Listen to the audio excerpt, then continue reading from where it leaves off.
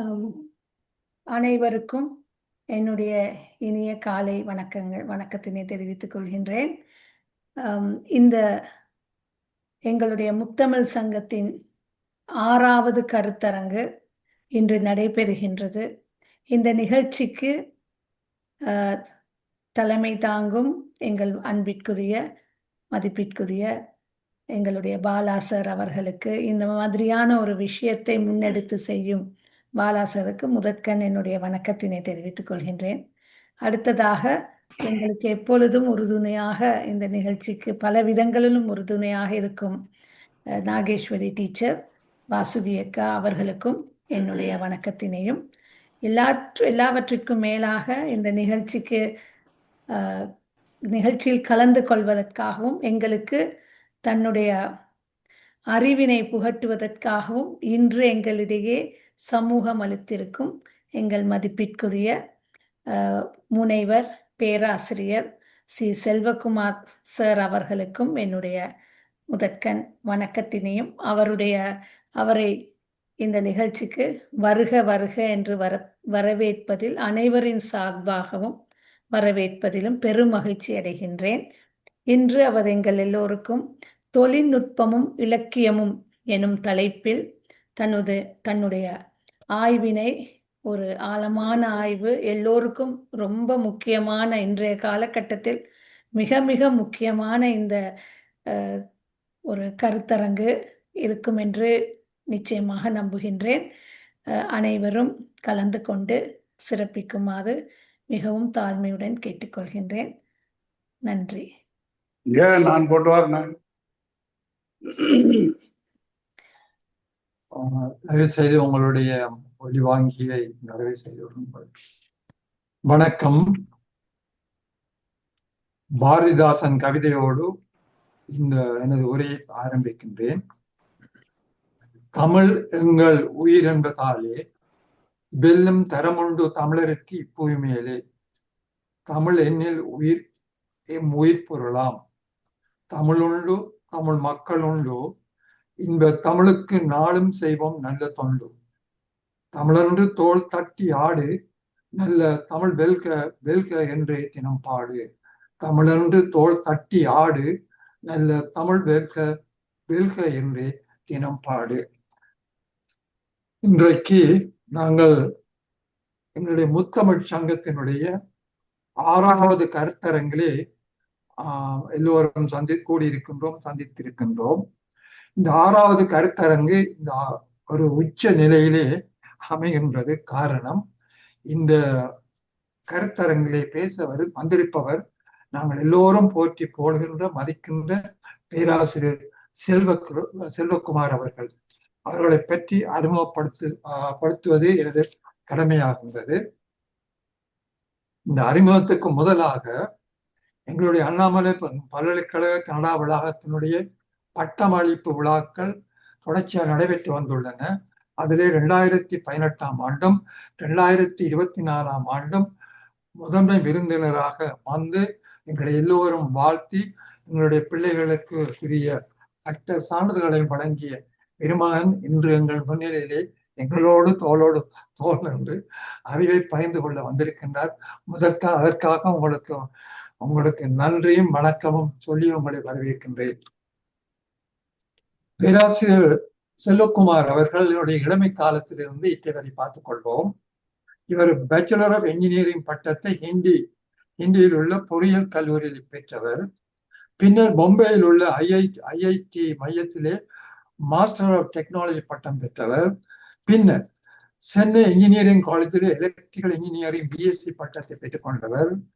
மெட்ராஸ் இந்திய institute of technology மையத்திலே electrical engineering துறையிலே பிஹெச்டி பட்டம் பெறுகின்றார். பின்னர் 55ஆம் ஆண்டில் வாட்டர்லூ பல்கலைக்கழகத்தில் போஸ்ட் டாக்டரல் ஃபெலோவாக சேர்ந்து ஆராய்ச்சி செய்து அதிலே தனது திறமையும் வெளிப்படுத்தி அதே பல்கலைக்கழகத்திலே எலக்ட்ரிக்கல் அண்ட் கம்ப்யூட்டர் இன்ஜினியரிங் பேராசிரியராக அங்கு அந்த பெரிய ஆசனத்திலே அமர்ந்தவர். பின்னர் 92ஆம் ஆண்டில் அமெரிக்கன் ஸ்டான்ஃபோர்ட் பல்கலைக்கழகத்தில் எலக்ட்ரிக்கல் என்ஜினியரிங் டிபார்ட்மெண்டிலும் அவர் அங்கே சென்று பணியாற்றியிருக்கின்றார். அதன் பின்னர் 66 முதல் மன்னிக்கணும் 1996 முதல் 2005 வரை Waterloo centre for material technology எனப்படும் ஆய்வு நிறுவனத்தினுடைய பணிப்பாளராக டைரக்டராக பணியாற்றியிருக்கின்றார். இவற்றினிடையே 2003ஆம் ஆண்டில் பிரிஸ்டன் பல்கலைக்கழகத்தை பாருங்கள், இன்று வரை ஓடிக்கொண்டே இருக்கிறார் கல்வி பயணத்தில். அதுபோல பிரின்ஸ்டன் பல்கலைக்கழகத்திலும் விசிட்டிங் ப்ரொஃபஸராக இருந்திருக்கின்றார்.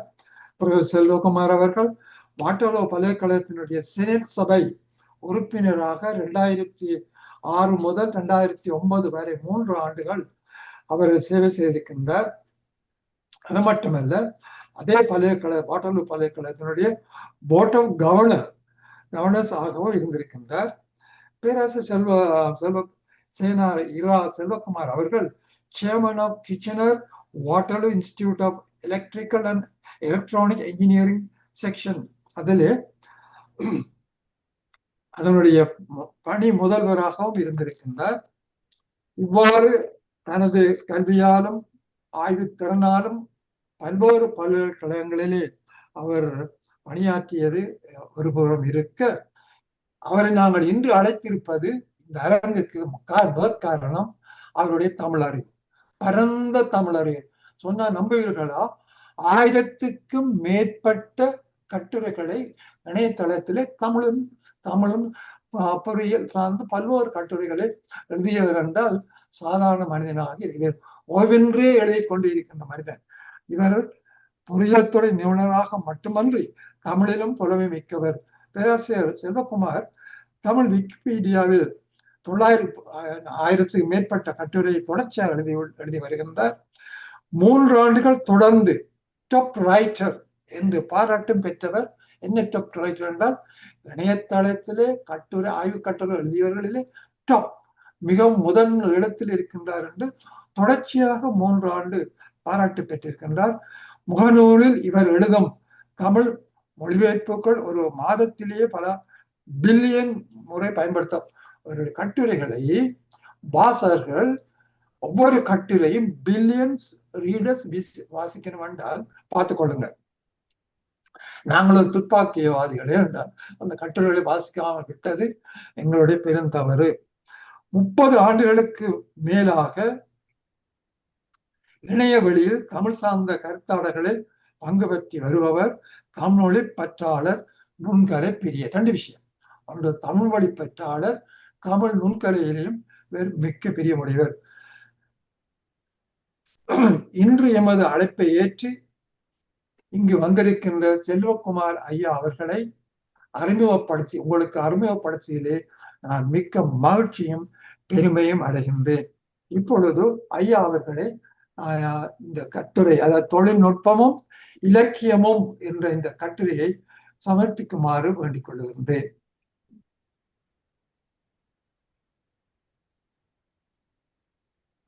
அனைவருக்கும் வணக்கம்.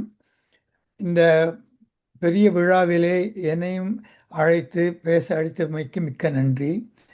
மிக நெடிய ஒரு அறிமுகத்தை தந்த பாலா ஐயா, பேராசிரியர் பாலா அவர்களுக்கு என்னுடைய பணிவான வணக்கத்தை தெரிவித்துக் கொள்கின்றேன்.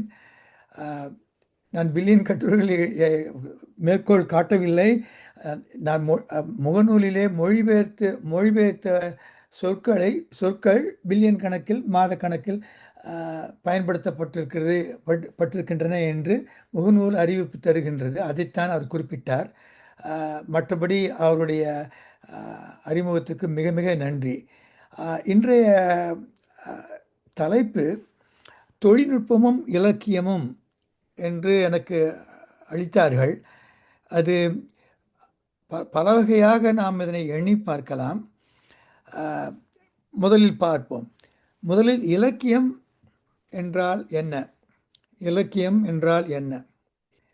இலக்கியம் என்பது பெரும்பாலும் எழுத்து வடிவில் உள்ள கலையியல் சிறப்பு கொண்ட நீடித்த மதிப்பு பெற்றிருக்கும் எழுத்தைத்தான் எழுத்து என்கின்றோம். பேச்சு வழக்கில் இருந்தாலும் அவற்றையும் நாம் இலக்கியம் என்று தான் கருத வேண்டும். இந்த பாக்கள் பாடும் பாணர்கள் பாடிய மரபு அதை கொண்டுதான் இன்று எழுத்தாக வருகின்றது. ஆகவே பேச்சு வழக்கில் பேசி மொழிந்த சொற்களும் பாடல்களும் இலக்கியத்திலே அடங்கும். ஆனால் பொதுவாக இன்று எழுத்தில் அமைந்திருக்கின்ற கலையில் சிறப்பு வாய்ந்த நீடித்த மதிப்பு கொண்டிருக்கும் எழுத்தைத்தான் இலக்கியம் என்று சொல்லுகின்றார்கள். இதில் புதினம், கவிதை, மரபு கவிதை, புதுக்கவிதை, நாடகம் போன்றவை இலக்கியத்தில் அடங்கும். பொதுவாக பழங்காலத்தில் நாம் இயல், இசை, நாடகம் என்கின்றோமே, அதேதான் புதினம், கவிதை, நாடகம் என்பது. அது இல்லாமல் புதினம், கவிதை அல்லாமல் புனைவு இல்லா எழுத்து, புனைவு இலக்கியம் முக்கியமானது. அதுவும் முக்கியமானது. இன்றைய தலைப்பு தொழில்நுட்பமும் இலக்கியமும் என்பதில் புனைவு எழுத்தை மையமாக கொண்டு இன்று பேச தொடங்கி இருக்கலாம். இருந்தாலும் சற்று வேறான நோக்கில் இன்று நான் இந்த உரையை சிறிய உரையை நிகழ்த்த இருக்கின்றேன். ஆகவே பொதுவாக இலக்கியம் என்பதை புனைவு, புனைவு என்று இரு பகுப்புகளாக கொள்ளலாம். புனைவு இல்லா எழுத்து என்பது உண்மைகளை அடிப்படையாக கொண்டு, புனைவு என்பது நாம் கற்பனை செய்து இல்லாதவற்றையும் இருப்பதை வேறு நோக்கியும் பலவாறு எழுதுவது புனைவு இலக்கியம். புனைவு இலக்கியம் அல்லாத புனைவு இலக்கியங்கள் உண்மைகளை பாங்குற படைக்கும் அறிவிலக்கியமாகும். அப்படி உரைநடை, இவற்றுள் வரலாறு, தன் வரலாறு அல்லது பிறருடைய வாழ்க்கையை விளக்கமாக அழகாக எழுதும் படைப்பு, வரலாற்று நிகழ்ச்சிகளை உண்மைகளை வைத்து எழுதும் படைப்பு போன்றவையெல்லாம் அடங்கும். மிக பல படைப்புகள் அடங்கும். அண்மையில் கார்டியன் என்னும் இங்கிலாந்திலிருந்து வெளிவரும் கார்டியன் என்னும் நாளிதழ் 100 நான் ஃபிக்ஷன் படைப்புகளை பற்றி ஒரு பெரிய பட்டியலிட்டிருந்தார்கள். அவற்றில் அந்த 100 படைப்புகள் பல 10 ஆண்டுகளுக்கான படைப்பு. அண்மை காலத்தில் மிகச்சிலவற்றையே இலக்கியமாக அவர்கள் அறிவித்திருக்கிறார்கள். எதற்காக சொல்கின்றேன் என்றால்,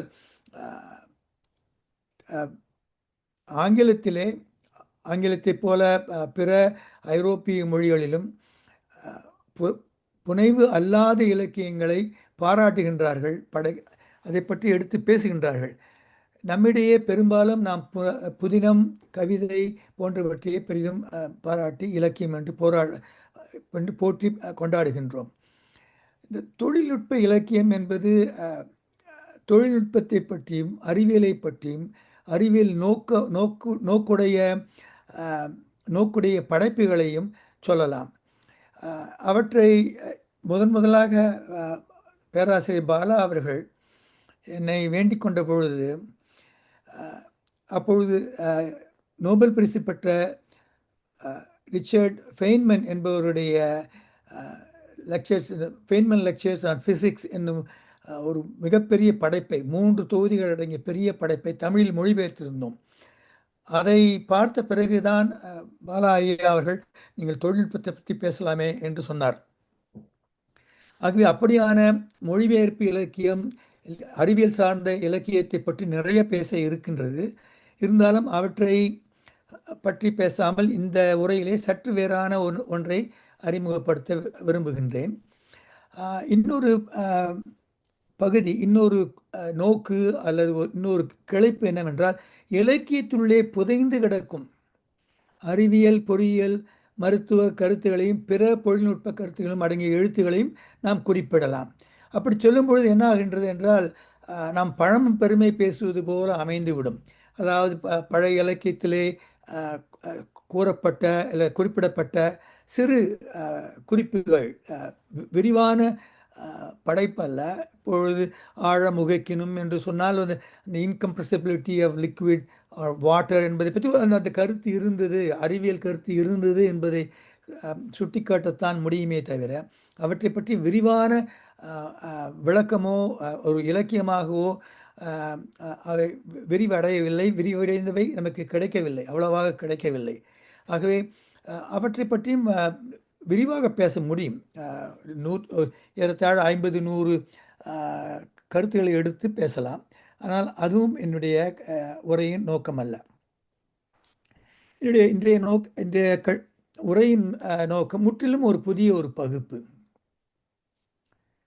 தொழில்நுட்பத்தால் இலக்கியம் படைத்தல். இந்த தொழில்நுட்பத்தால் இலக்கியம் படைத்தல் என்பது இன்று செயற்கை நுண்ணறிவு என்பதை நம்ம எல்லோரும் கேட்காதவர்கள் இருக்க மாட்டார்கள். செயற்கை நுண்ணறிவு என்பது பல வகையான செயற்பாடுகளுக்கு துணை செய்கின்றது. நம்ம ஒரு மார்க்கெட்டிங் ரிசர்ச் பண்ண வேண்டுமென்றால் செயற்கை நுண்ணறிவு உதவுகின்றது. ஒரு கணி நிரல் கம்ப்யூட்டர் ப்ரோக்ராம் எழுத வேண்டுமென்றாலும் துணை செய்கின்றது. இவ்வாறு மிக பல துறைகளில் பெரும் தாக்கத்தை ஏற்படுத்தி வருகின்றது. அப்படியான செயற்கை நுண்ணறிவு கருவியை பயன்படுத்தி நாம் இலக்கியம் படைக்கலாம். இது பலருக்கும் தெரிந்திருக்கும், பலரும் செய்து கொண்டும் இருக்கின்றார்கள் என்று தான் நான் நினைக்கின்றேன். ஆனால் இரண்டொரு எடுத்துக்காட்டுகளை காட்டி அதனுடைய வல்லமையை சிறிதளவு வெளிப்படுத்தி என்னுடைய உரையை நிறைவு செய்யலாம் என்று இருக்கின்றேன். முதலில் தமிழ் இலக்கியத்தில் காணும் அறிவியல் தொழில்நுட்பம் பற்றி மிக மிக சுருக்கமாக காண்போம். இதை பற்றி மிக விரிவாக 4-5 மணி நேரம் பேசக்கூடிய அளவுக்கு செய்திகள் உள்ளன. ஆனால் அவை என்னுடைய நோக்கமல்ல, இந்த உரையில் நோக்கமல்ல. ஒரு சில எடுத்துக்காட்டு காட்டுகின்றேன்.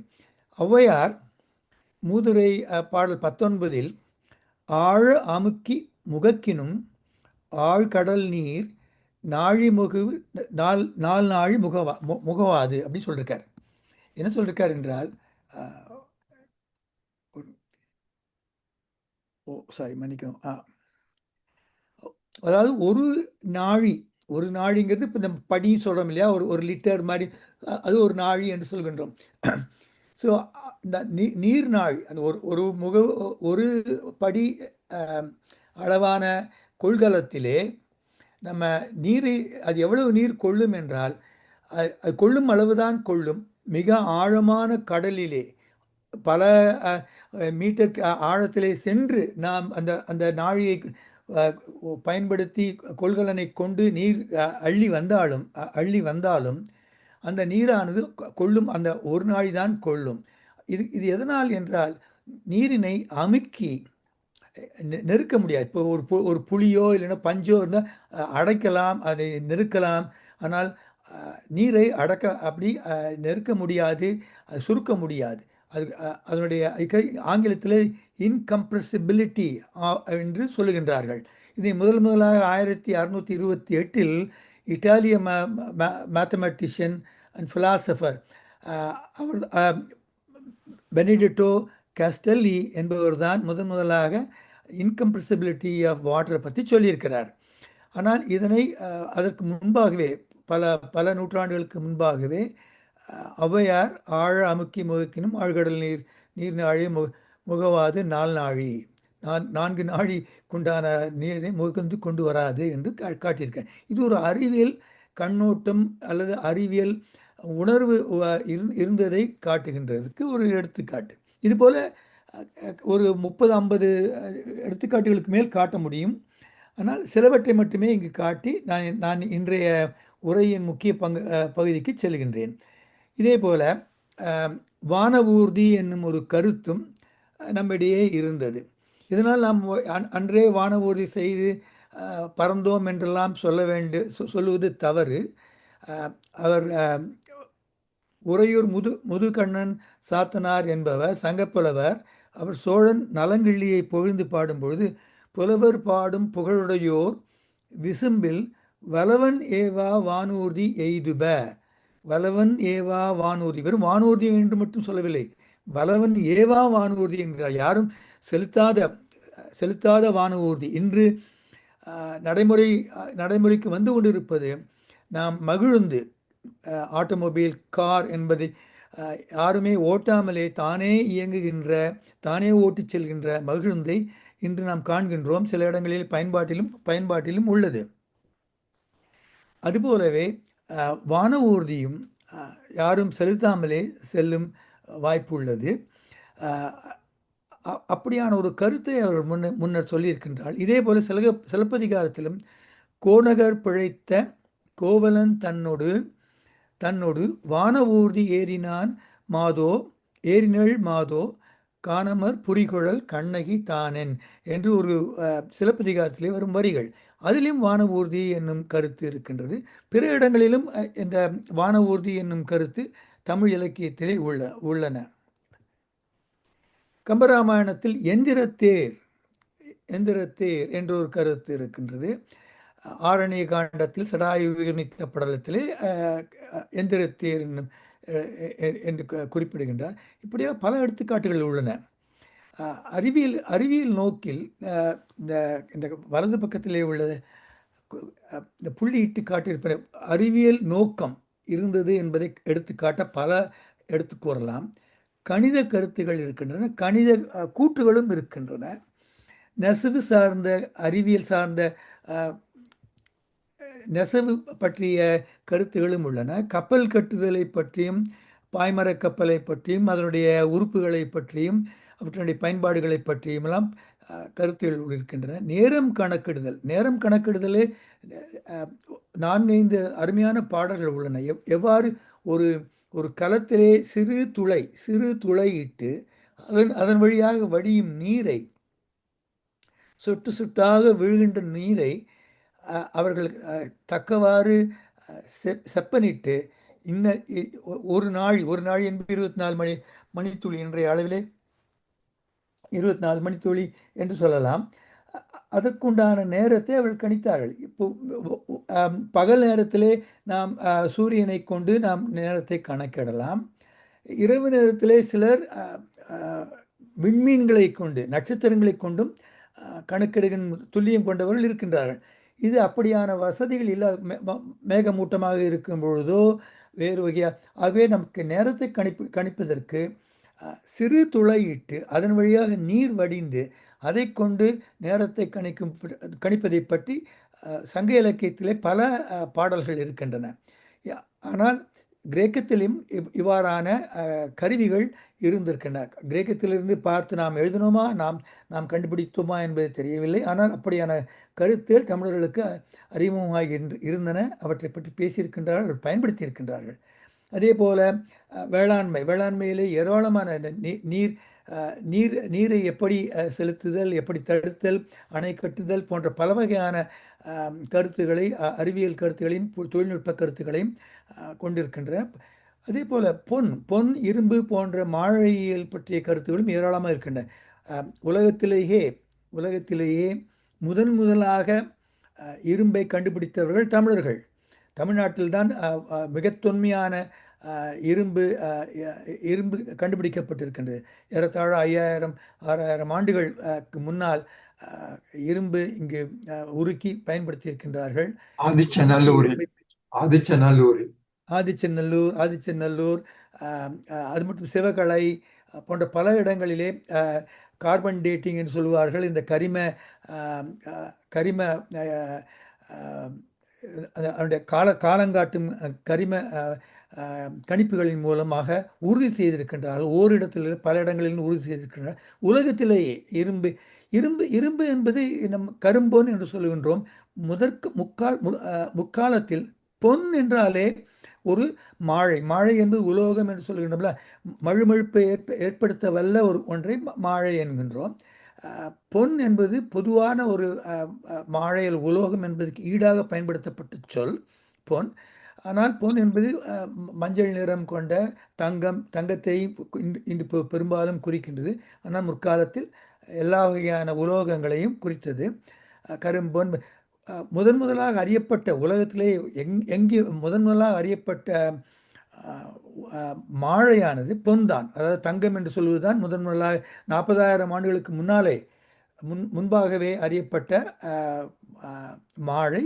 இன்று நாம் தங்கம் என்னும் சொல்லும் செம்பொன் தான் முதலாக அறியப்பட்டது. இரும்பை தமிழர்கள் தான் முதலாக கண்டுபிடித்திருக்கின்றார்கள். அதனை உருக்கியெல்லாம் செய்திருக்கின்றனர். அதை பற்றிய பாடல் வரிகள் இருக்கின்றன. இரும்பினுடைய தன்மைகளை பற்றி கூறுகின்றார்கள். முறுக்கிய இரும்பை மானுடைய கொம்புக்கு ஒப்பிட்டெல்லாம் காட்டியிருக்கின்றார்கள். அதெல்லாம் அருமையான எடுத்துக்காட்டு. அவற்றையெல்லாம் விரிவாக பேச முடியும். தாவரியலை பற்றி மிக ஏராளமான கருத்துகள் தமிழிலே உள்ளன. அவை வியப்பூட்டும் அறிவியல் நுணுக்கமும் ஆழமும் கொண்டவையாக இருக்கின்றன.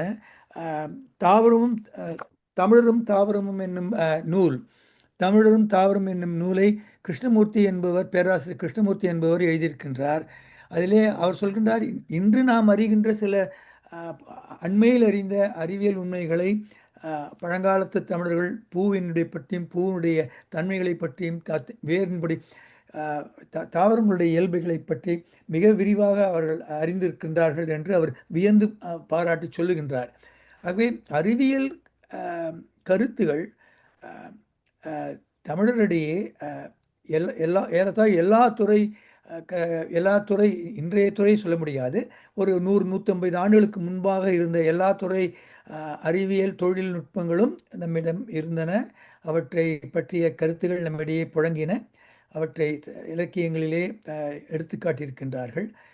இங்கே இடது பக்கத்திலே ஒரு படம், தஞ்சை பெரிய கோவிலை படத்தை இட்டிருக்கின்றேன்.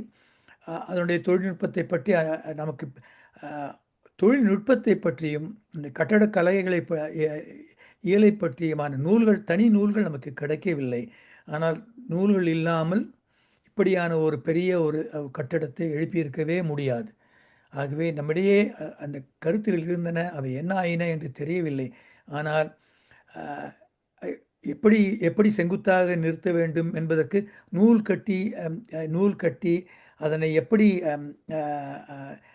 செங்குத்து திசை கண்டுபிடிப்பது என்பதெல்லாம் பற்றி சங்க இலக்கியத்தில் பாடல்கள் இருக்கின்றன. அதை பற்றி பேராசிரியர் பரமசிவம் அவர்கள் குறிப்பிட்டிருக்கின்றார்கள். ஆகவே அதே போல் கல்லணை கட்டியிருக்கின்றார். உலகத்திலேயே மிக அருமையான ஒரு கல்லணை, மிக தொன்மையான கல்லணை. அந்த கல்லணையும் அது கட்டிய இடமும் மிக கடினமான இடம். அந்த இடத்துல அணை அமைப்பது மிக கடினம். ஆனால் தொழில்நுட்பம் அவற்றையெல்லாம் அடைந்திருக்கின்றது. பொன் நகைகள், நுணுக்கமான வேலைப்பாடுகளை பற்றி நிறைய பேசலாம். ஆனால் என்னுடைய நோக்கம் இன்று சற்றே வேறானது. இந்த நுண்ணறிவு கருவிகளிலே பல இருக்கின்றன. அவற்றின் மூலமாக இலக்கியத்தை படைப்பதை பற்றி நான் சுருக்கமாக பேச இருக்கின்றேன். பல செயற்கை நுண்ணறிவு கருவிகளிலே ஜெமினி என்பது கூகுளினுடைய ஒரு கருவி. அது இலவசமாக கிடைக்கின்றது. நான் இலவசமான கிடைக்கும் இணையத்திலே இருக்கும் கருவியைத்தான் பயன்படுத்தினேன்.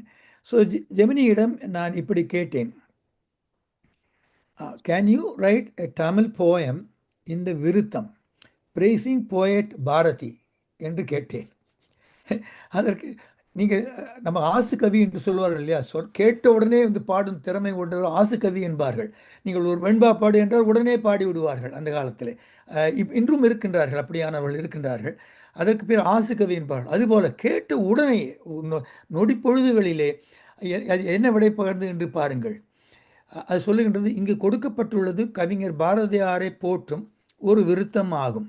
இந்த விருத்தம் அறுசீர் ஆசிரிய விருத்தம் என்னும் வகையை சார்ந்தது என்று சொல்கின்றது. பிறகு மகாகவி பாரதியார் புகழ் விருத்தம் என்று தலைப்பு நான் கொடுக்கவில்லை, அந்த ஜெமினியே கொடுத்த தலைப்பு அறுசீர் ஆசிரிய விருத்தம். சொல்லில் நான் மன்னிக்கணும், நான் முழுக்க படிக்க முடியல. இந்த சொல்லில் அனலும் கவியில் கனலும் சுடர் வீசும் தீச்சுடரே, நல்லோர் போற்றும் விடுதலை வேட்கை நலமேவும் நன்னிலமே, வெல்லும் திறன்சேர் புதுமை பாதை ஏகியோர் முதல்வா, வல்லமை கொண்ட பாட்டில் மக்கள் மனமாற்றும் பேரொளியே என்று ஒரு விருத்தம் அமைத்திருக்கின்றது.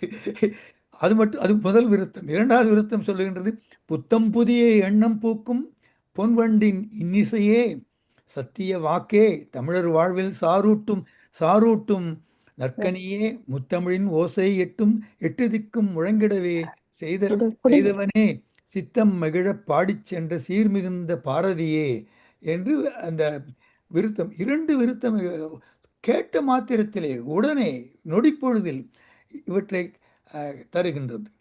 அது மட்டுமல்ல, நீங்கள் பாருங்கள்.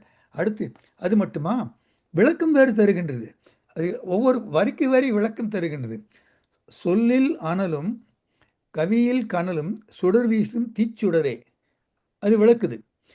உன் சொல்லில் நெருப்பும், அதாவது கவிஞர் பாரதியாருடைய சொல்லில் நெருப்பும் கவிதையில் தீச்சுடரும் ஒளி வீசும் தீச்சுடரே அப்படின்னு விளக்கம் பொழிப்பை தருகின்றது. நல்லோர் போற்றும் விடுதலை வேட்கை நலமேவும் நன்னிலமே, நல்லவர்கள் போற்றும் விடுதலை வேட்கை என்னும் நல்ல வளத்தை கொண்ட சிறந்த நிலமே, வெல்லும் திறன்சேர் புதுமை பாதை விழைந்தேகியோர் முதல்வா, வெற்றி பெறும் திறன் கொண்ட புதிய பாதையில் விருப்பத்துடன் சென்ற முதல்வனே, வல்லமை கொண்ட பாட்டில் மக்கள் மனமாற்றும் பேரொளியே, வலிமை கொண்ட பாடல்களால் மக்களின் மனதை மாற்றிய பெரிய ஒளியே. அப்படி அதனுடைய அந்த விருத்தத்தினுடைய பாடலின் வரிகளின் விளக்கத்தை தருகின்றது. ஏதோ என்ன சொல்லுவாங்களே, சீருரா வகம் ஏறுமாறாக சில சொற்களை எடுத்து போட்டு ஒரு பாட்டு அமைத்தது என்றில்லை. அந்த பாட்டை அமைத்து அந்த பாட்டினுடைய பொருள் என்ன என்று அது நமக்கு விளக்கி காட்டுகின்றது. இது முதல் 4 வரிகள். அடுத்த 4 வரிகள், புத்தம் புதிய எண்ணம் பூக்கும் பொன்வண்டின் இன்னிசையே, மிகவும் புதிய எண்ணங்கள் மலரும் பொன்வண்டின் இனிய இசையே. பொன்வண்டுக்கு பல நிறங்கள் வரும் இல்லையா மேலே, அது போல சொல்லுகின்றார். அது அப்படி விளக்கவில்லை, ஆனால் நாம் அப்படி புரிந்து கொள்ள வேண்டும். சத்திய வாக்கே தமிழர் வாழ்வில் சாரூட்டும் நற்கனியே, உண்மையான சொல்லே தமிழ் மக்களின் வாழ்வில் சுவையை ஊட்டும் நல்ல பழமே என்று அது விளக்கம் தருகின்றது. முத்தமிழின் ஓசை எட்டு திக்கும் முழங்கிடவே செய்தவனே, இயல் இசை நாடகம் என்னும் முத்தமிழ், இயல் இசை நாடகம் தெரிஞ்சிருக்கு பாருங்க. இயல் இசை நாடகம் என்னும் முத்தமிழின் ஓசை 8 திசைகளிலும் ஒலிக்கச் செய்தவனே, சித்தம் மகிழ பாடிச் சென்ற சீர்மிகுந்த பாரதியே, மனமகிழ பாடிச் சென்ற பெருமை மிக்க பாரதியே என்று அருமையாக விருத்த பாடல்களை அளித்து அதனுடைய விளக்கத்தையும் தருகின்றது. சரி, இன்னொரு எடுத்துக்காட்டு பாருங்க. அதே ஜெமினியிடம் கேட்டேன், can you compose a venba in Tamil? Venba is a traditional Tamil words form. நான் ஏன்னா முதல்ல இதை தான் கேட்டேன், அதுக்கு விளங்குதா? வெண்பானா அதுக்கு தமிழ் வேர்ட்ஸ் ஃபார்ம் தெரியுமான்னு தெரியாதுன்னு நினச்சி நான் கேட்டேன். அதுக்காக அந்த விளக்கம் கொடுத்துருக்கு. Venba is a traditional Tamil words form, தமிழுடைய செய்யுள் வகை என்று அதுக்கு சொல்லி ஒரு வெண்பா தர முடியுமா என்று கேட்டேன். அதற்கு ஆசுகவி போல் உடனே, here is a venba composed in Tamil following the traditional rules of the form, the theme is knowledge. அதுவே நான் எதை பற்றி வெண்பா எதுவும் சொல்லவில்லை இல்லையா. நான் பொதுவாக ஒரு வெண்பா தர முடியுமா, தமிழ் தர முடியுமா என்று தான் கேட்டேன். நான் அறிவு பற்றி, கல்வியை பற்றி, இதை பற்றின்னு இது ஒரு குறிப்பிட்ட தலைப்பெல்லாம் கொடுக்கவில்லை. அது தானே தன்னுடைய தலைப்பை எடுத்துக்கொண்டது. அறிவு என்று ஒரு எடுத்துக்கொண்டு, அறிவன்றோ வாழ்வின் அழியா பெருஞ்செல்வம், மறுகாத உள்ளத்து மாண்பறிவார் நெறியாக எல்லா துயரையும் வெல்லும் துணை நின்று செல்லாத செம்மை கருள் என்று ஒரு வெண்பா இயற்றி இருக்கின்றது. அந்த வெண்பா இயற்றியது மட்டுமல்லாமல் அந்த வெண்பாவினுடைய விளக்கத்தை பாருங்கள். அடுத்து எக்ஸ்பிளனேஷன் அண்ட் பிரேக் டவுன் சொல்லுகின்றது. அறிவன்றோ வாழ்வின் அழியா பெருஞ்செல்வம், மறுகாத உள்ளத்து மாண்பறிவார். அறிவு, நாலேஜ், அன்றோ isn't it, வாழ்வில் இன் லைஃப், அழியா பெருஞ்செல்வம், இம்பெரிஷபிள் கிரேட் வெல்த், அழியா பெருஞ்செல்வம். எப்படி அருமையாக ஆங்கிலத்தில் மொழிபெயர்த்திருப்பாருங்க. மறுகாத உள்ளத்து, ஆஃப் அன் அன்வேவரிங் ஹார்ட், மாண்பறிவார், they will know its greatness. எனக்கு மாண்புங்கிறது இன்னைக்கு மாண்பு மிகுன்னு அமைச்சர்களை போற்றுவதற்கு தான் பயன்படுத்துகின்றோம். அந்த மாண்பு என்பதனுடைய அருமையான சொல்லை நாம் பெரும்பாலும் பயன்படுத்துவதில்லை. ஒரு சில இடங்களை தவிர மற்ற இடங்களிலே இந்த மாண்பு என்பதை நாம் பயன்படுத்துவதில்லை. மாண்பு என்பது அருமையான சொல். மாண்பறிவார், they will know its greatness. Meaning அதை தொகுத்து சொல்லுது. ஆங்கிலத்திலே அதை தொகுத்து is in knowledge the imperishable, is in the knowledge the imperishable great wealth in life. Those with an unwavering heart will know its true greatness என்று சொல்லுகின்றது. அப்புறம் அதே போல் 3வது வரி சொல்லுகின்றது, நெறியாக எல்லா துயரையும் வெல்லும் துணை நின்று என்று ஒவ்வொரு சொல்லுக்கும் கொடுத்து பொருளையும் தொகுத்து சொல்லுகின்றது. அதே போல் 4வது வரியும் சொல்லாத செம்மை கருள் என்று, சொல்லாத என்றால் என்ன, செம்மைக்கு அருள் எல்லாம் தருகின்றது. இது மட்டுமல்ல, இது என்ன சொல்லி பாருங்க, கடைசியில் யாப்பை பற்றி பேசுது. மீட்ரிக்கல் ஸ்ட்ரக்சர் அதனுடைய யாப்பு. திஸ் வேர்ஸ் இஸ் அ குரல், இட்ஸ் நாட் அ குரல் வெண்பா, தவறு, அது சொன்ன கருத்து தவறு. Naladi venba a common form with 4 lines. அது ஏன் அப்படி குரல் வெண்பா என்று சொல்லுகின்ற, அந்த கடைசி அடிக்கு பேர் குரலடி என்று பெயர், அதனால் அப்படி சொல்லியிருக்கின்றதை நினைக்கின்றேன். எப்பொழுதுமே செயற்கை நுண்ணறிவு தரும் கருத்துக்களை அப்படியே எடுத்துக்கொள்ளக்கூடாது. நாம் நம்முடைய அறிவோடு ஒப்பிட்டு பார்த்து சரிபார்க்க வேண்டுவது நம் கடமை. சீர் என்பதை விளக்குகின்றது. சீர்னோ feet syllable group follow the venseer, நம்ம வெண்சீர் இயற்சீர் இந்த 2 வகையான சீர்களை காட்டுகின்றது. தலையை பற்றி சொல்கின்றது. 2 சீர்களுக்கிடையே உள்ளதை சொல்ல வேண்டும். ஆனால் இது ஃபீட் என்று சொல்கின்றது. அது ஃபீட் அல்ல, அதனுடைய சீர்கிடையேவான தொடர்பாடத்தையும் நம் தலை என்கின்றோம். அங்கும் சிறு பிழை இருக்கின்றது, அதை நீங்கள் கருத்தில் கொள்ள வேண்டும். அடி, இந்த ஃபர்ஸ்ட் 3 லைன்ஸ் ஆர் அளவடி. அளவடி என்பது 4 சீர்கள் கொண்டவை. அளவடி ஹேவிங் 4 சீர், அது சொல்லுது அளவடி. இந்த லாஸ்ட் சீர் இஸ் குரலடி. ஏன்னா 3 சீர்கள் தான் இருக்கின்றன. அது மட்டுமல்ல, அதனுடைய ஈற்றுச்சீரை பற்றியும் சொல்லுகின்றது. என் சீர், ஈற்றுச்சீரை பற்றியும். The last foot of the poem arul is naal, malar, காசு, பிறப்பு. நம்ம தமிழில் என்னெல்லாம் இலக்கண குறிப்புகள்லாம் வைத்திருக்கின்றோமோ அவற்றையெல்லாம் அது உள்வாங்கி கொண்டு மிகச்சிறப்பாக வெண்பாக்களை ஆக்கின்ற திறத்தை பெற்றிருக்கின்றது. இத்துடன் என்னுடைய உரையை முடித்துக் கொள்கின்றேன். அதாவது நான் என்ன சொல்ல வந்தேன் என்றால், இலக்கியத்திலே தொழில்நுட்பத்தை பற்றி, தொழில்நுட்ப கருத்துக்கள் இருப்பதை பற்றி விரிவாக பேசலாம், அல்லது தொழில்நுட்பத்தை பற்றி தமிழில் உள்ள நூல்களை பற்றி, அதனுடைய சிறப்புகளை பற்றி பேசலாம். ரிச்சர்ட் ஃபெயினுடைய இயற்பியல் நூலை தமிழிலே மொழிபெயர்த்து 2000 பக்கங்கள், மிகப்பெரிய ஒரு மொழிபெயர்ப்பு, அதனை பற்றியும் அதில் உள்ள நுணுக்க சிறப்புகளை பற்றியும் பேசலாம்.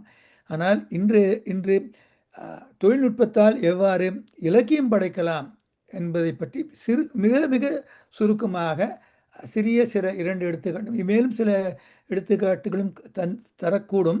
ஆனால் என்னுடைய உரை நீண்டுவிடும். ஒரு பக்க கட்டுரை, ஒரு பக்க ஒரு புதினம் எழுத சொல்லலாம், 10 பக்கங்களுக்கு ஒரு புதினம் எழுத சொல்லலாம். நாம் கதையினுடைய கருவை கொடுத்தால் கதையை எழுதி கொடுத்து விடும் தமிழிலே. ஆகவே ஆனால் அவற்றுள்ளே செல்லாதவைகள் இருக்கலாம், பொருந்தாதவைகள் இருக்கலாம். ஆகவே நாம் மீள்பார்வையிடுவது மிகவும் அவசியம்.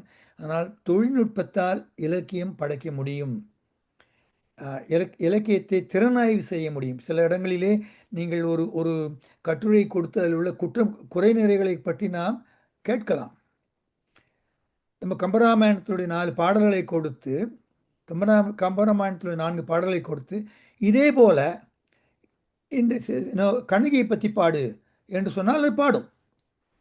அதாவது கம்பருடைய மொழி நடையை பின்பற்றி அதுக்கு பல நூற்றாண்டுக்கு முன்னாடி இருந்த சிலப்பதிகாரத்தில் உள்ள கதையை அதை பாடி காட்டும். ஏனென்றால் அது என்ன சிறப்பு என்றால், அதனுடைய கம்பர் அவருடைய நடையிலே உள்ள எழுத்து பழக்க வழக்கங்களை அது நுண்ணறிவால் அதனுடைய பாங்கு இங்கிலீஷில் பேட்டர்ன் சொல்லுகிறோம் அல்லவா, அதுபோல் தமிழில் பாங்கு என்று சொல்கிறோம். அந்த சொற்பாங்குகளை உள்வாங்கிக் கொண்டு அதே பாங்கிலே வேறொரு கதையை சொல்ல வல்லமை கொண்டது. ஆகவே தொழில்நுட்பத்தால் எவ்வாறு இலக்கியம் படைக்கலாம் என்னும் கருத்தை முன்வைத்து என்னுடைய உரையை நிறைவு செய்கின்றேன். வணக்கம், நன்றி.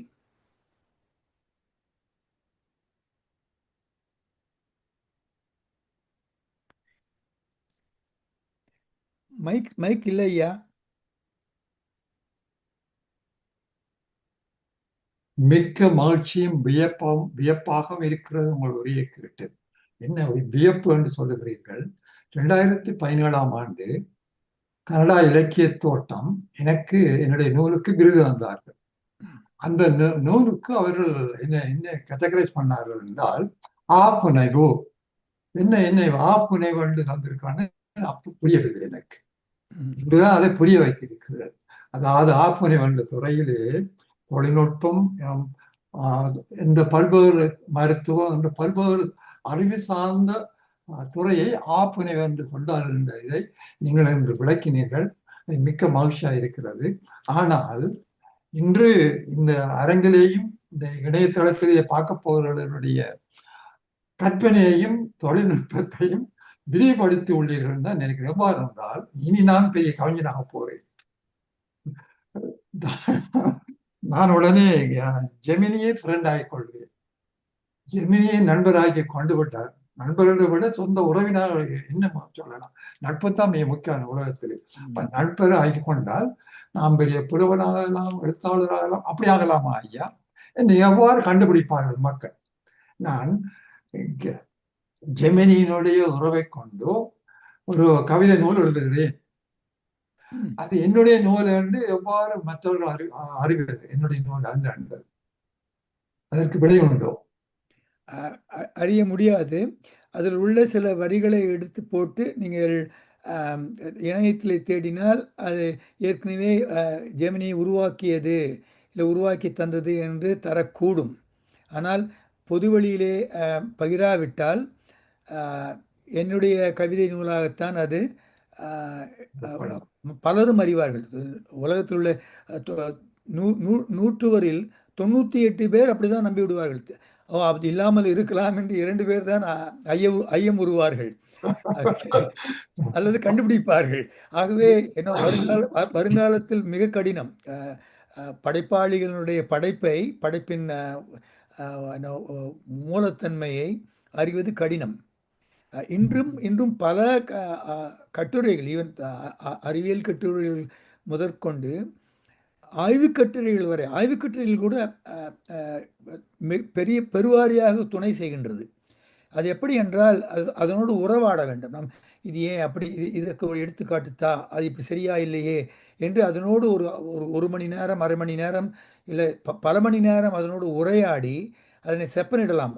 நம்முடைய பங்கும் அதில் இருக்கின்றது, நம்முடைய மூல கருத்துகளும் அதில் இருக்கின்றது.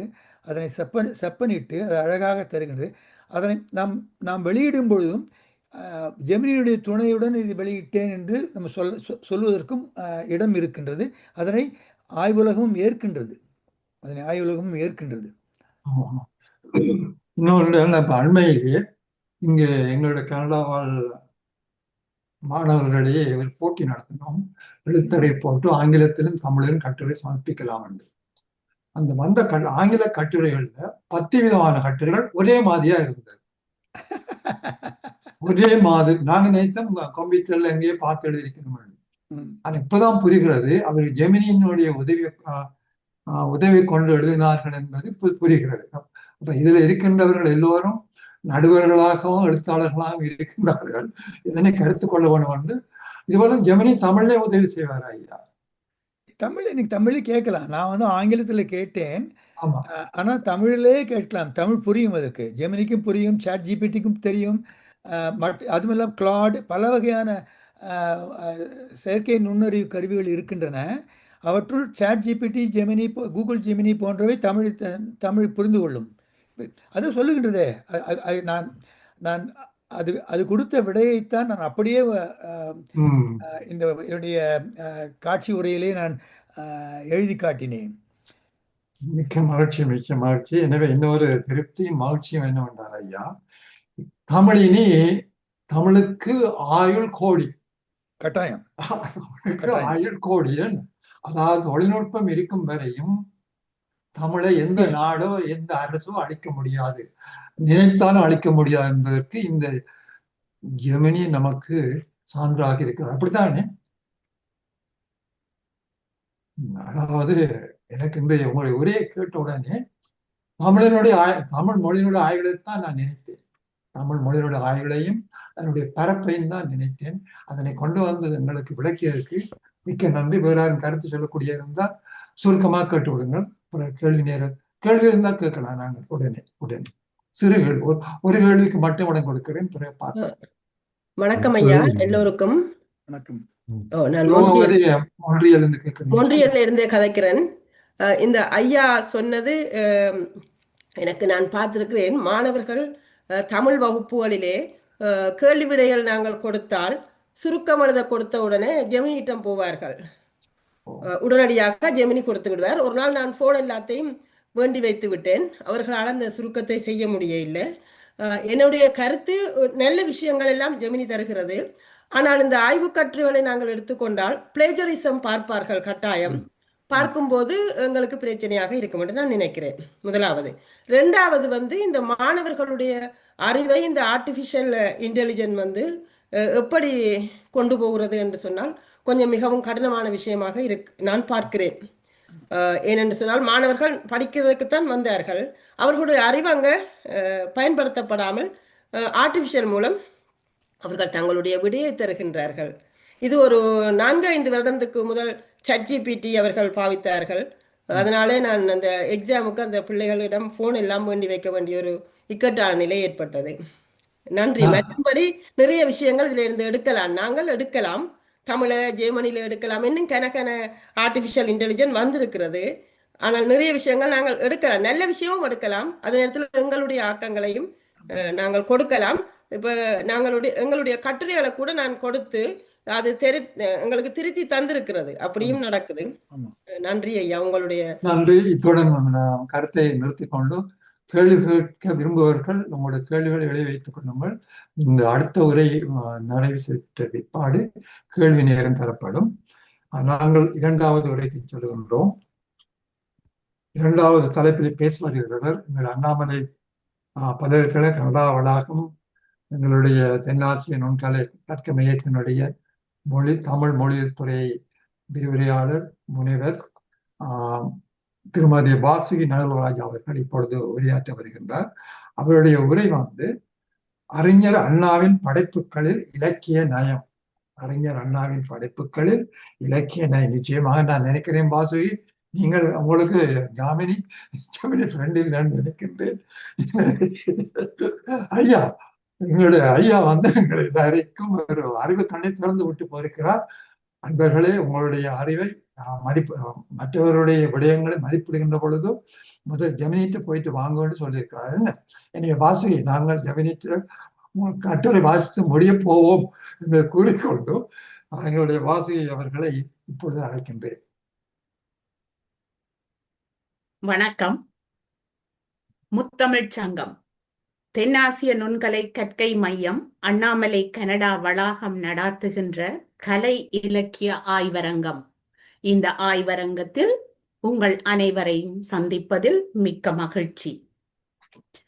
முதற்கண் எங்கள் பேராசிரியர் பாலசுந்தரம் இளையதம்பி ஐயா அவர்களுக்கு என் வணக்கத்தை தெரிவித்துக் கொண்டு, எங்கள் இயக்க செயற்பாட்டாளர்கள் முனைவர் சூரியகலா அம்மையாருக்கும்